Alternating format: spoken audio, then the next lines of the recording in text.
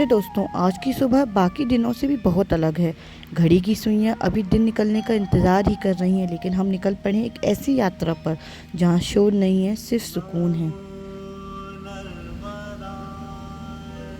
और आप देख सकते हैं कि अभी भी यहाँ दिन नहीं निकला है, तो फटाफट से पेट्रोल भरा के हम निकल चुके हैं अपनी यात्रा के लिए, बहुत ही खूबसूरत नज़ारों के साथ और रास्तों का मज़ा लेते हुए। जय नर्मदे मैया।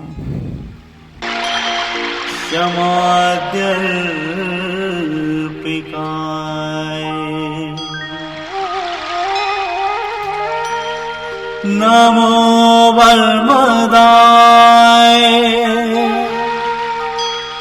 वराभीतिराय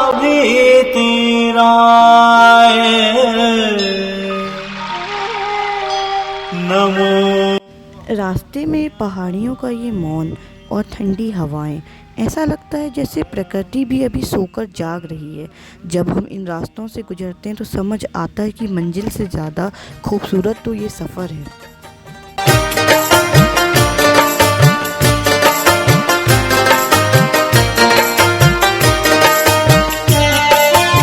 घर से करीब 25-26 किलोमीटर दूर हम पहुंच चुके हैं कोसम घाट। ये वही पावन नर्मदा है जो अमरकंटक से निकलकर यहाँ भक्तों को आशीर्वाद देने आती है।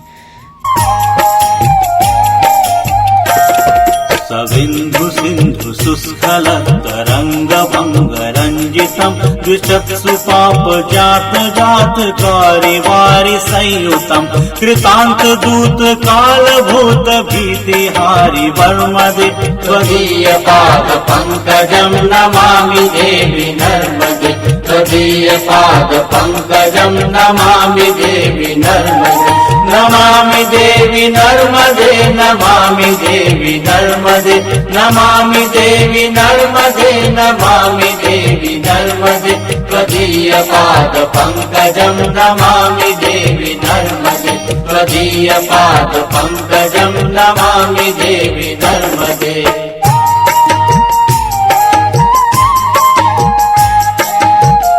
समर सीज़न है तो अभी पानी थोड़ा कम ज़रूर है, लेकिन माँ नर्मदा की महिमा में कोई कमी नहीं है।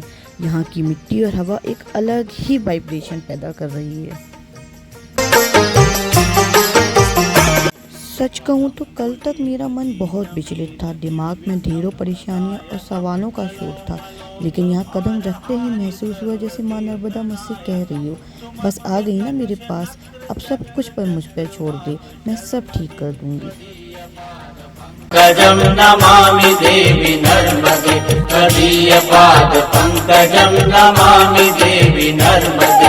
अक्सर हम अपनी परेशानियों को इतना बड़ा बना लेते हैं, कुदरत की शांति को महसूस करना ही भूल जाते हैं। समर्पण में जो शक्ति है वह दुनिया की किसी भी बहस या सोच विचार में नहीं है। देवी नर्मदे त्वदीय पाद पंकजम नमामि देवी नर्मदे। कभी कभी हमें लगता है कि अब हमारे पास कुछ भी नहीं बचा, तब आशा की एक किरण आती है। वह किरण हमें समझाती है कि नहीं, अभी हमारे पास खोने को बहुत कुछ है, अभी तो हमने पाया ही क्या है। तो इसी सब का अनुभव लेते हुए मैं ले रही हूँ इस घाट का मज़ा। यहाँ एक छोटा सा परिवार है जो कि घाट किनारे आया हुआ है।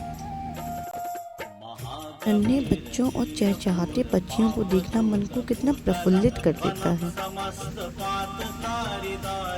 पदाचलम जगल्लये महाभये म्रकंडु सूनु हर्म्यदे त्वदीय पाद पंकजम नमामि देवी नर्मदे त्वदीय पाद पंकज।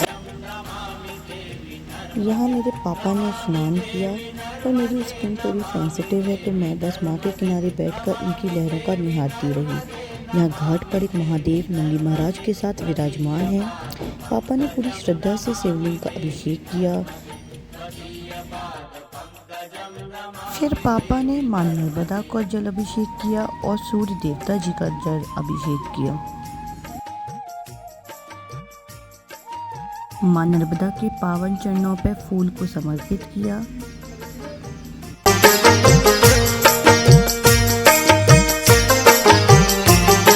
और ज्योत को प्रज्वलित करके माँ नर्मदा की आरती करी। माँ नर्मदा की आरती मानो मन को भा गई हो और मन बहुत ही ज़्यादा प्रफुल्लित हो गया हूँ। पूरी शांति से माँ नर्मदा की आरती करके मन को इतना ही अच्छा महसूस हुआ कि मानो जैसे कोई चिंता इस मन में थी ही नहीं कभी। नर्मदे त्वदीयपादपङ्कजं नमामि देवी नर्मदे नमामि देवी नर्मदे। मैं फिर एक बार आके माँ की गोद में आके बैठ गई। मानो माँ कह रही हो कि अब तो तुम्हें अच्छा लग रहा है ना। और मैं माँ से बहुत ही प्रसन्न होकर कह रही, हाँ माँ बहुत अच्छा लग रहा है। इतनी शांति, इतना अच्छा आनंद प्राप्त हो रहा था यहाँ बैठ के। मन जैसे कहीं भाग रहा हो और यहाँ आके तो शांत माँ की लहरों में विलीन हो गया हो।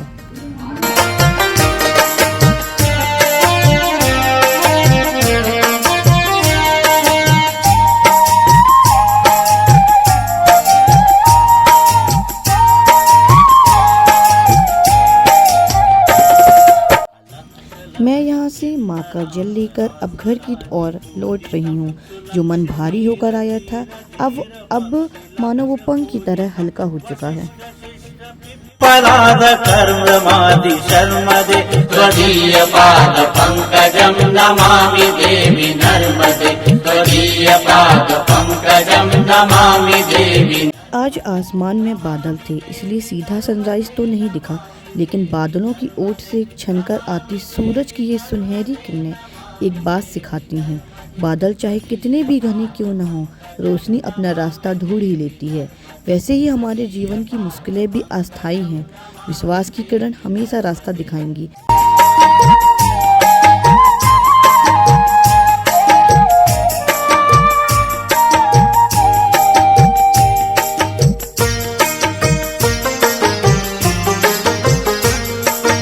माँ नर्मदा, थैंक यू पापा। अगर आपको मेरा ये आध्यात्मिक सफ़र पसंद आया तो लाइक, शेयर और सब्सक्राइब ज़रूर करें।